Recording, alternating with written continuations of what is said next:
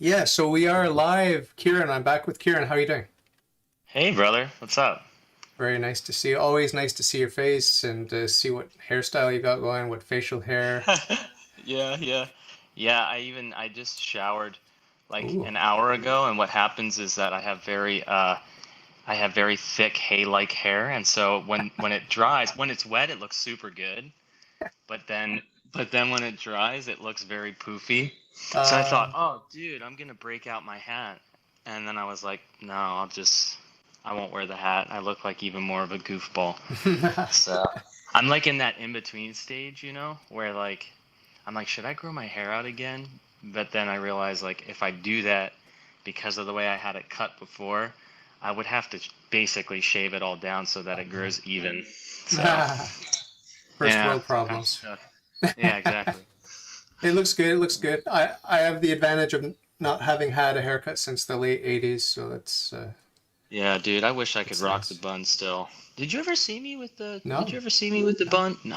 When was that? No, because well, the first couple of times we would have talked.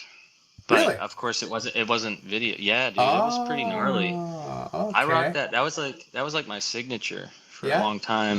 Yeah, Okay. and then I just kind of I get in those habits where or those moods where I'm just like, oh man, this sucks. I don't want this anymore. And Need then a I just change. chop it off. Yeah. Well, I got a So wife who says if you cut your hair off, I'll divorce you. So, Adrian said that multiple times, and it's never come to fruition. She always says that. She always says that about the mustache. She's like, dude, please don't shave your mustache. You look like you're 12 years old. And I'm like, yeah, but I just don't want it anymore. And I'm not allowed. Like, I've just started to be able to grow like somewhat of a decent, like patchy, albeit it's patchy, but I've been able to grow somewhat of a beard. And but I can't have it because of my job because I have to wear full face respirators. uh, So the seal, like if OSHA were to come on a job site and see that I have a mask on with a beard, they would fine us like thousands of dollars because it's not a proper seal. So, uh, but I was just rocking one. I shaved it when I came back from the monastery on Sunday before work on Monday. So, wow. So, how was your trip to the monastery? You want to tell us a little bit about the highlights there? yeah, I mean it was really good. So I went up with my godparent, who's actually it sounds funny, but he's actually younger than me by like 2 years. He's Uh, awesome. He's the lead chanter at church, and he does like the music direction and stuff. yeah. And so of course, like when I first like 2 years ago when I started going to the church, Father Hector was like, dude, you got to meet Daniel.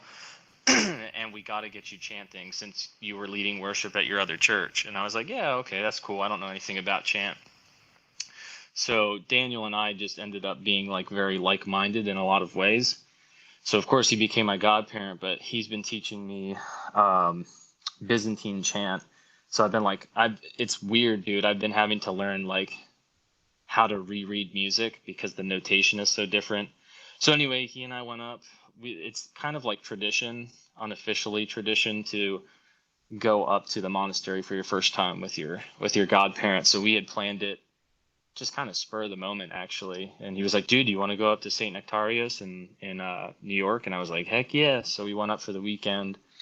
Got to meet and work with a whole bunch of really holy monks.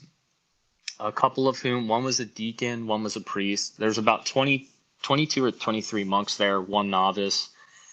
And then there's one. He's an elder. It's a Yerunda in Greek. So he's like the he would be like the equivalent of like the abbot. So he's basically the abbot of the monastery. So I met with when I first got there on the first day. I met with Father Michael, who's this really cool like Cambodian Greek priest, and he was super holy. And um, I was told some stories about his clairvoyance and stuff before we got up there, and sure enough, I won't get into details, but he told me some stuff when I met him before I had actually told him, about my life and stuff, and I was like, whoa, that's pretty insane. So that was cool, and then obviously I got to experience the different services up there. So um, I got to experience Vespers, a Saturday night Vespers. I got to experience the Paraklesis to Saint Nectarios on Saturday night, and then I obviously went to Orthros or Matins in the morning at like 6:45, and then we had liturgy right after, which was really cool. So it was really good. But then we probably left at like close to like 11:30 or something, and it was about a like 3.5 hour drive from where I live. So I got back here by like 3:30. And it was the weirdest thing, dude. It was like being on Mount Tabor and then just like coming into like the dry desert.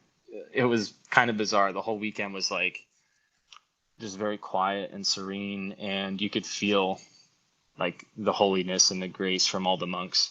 So it was a good experience. So Wow. definitely planning on going to there's closer monasteries.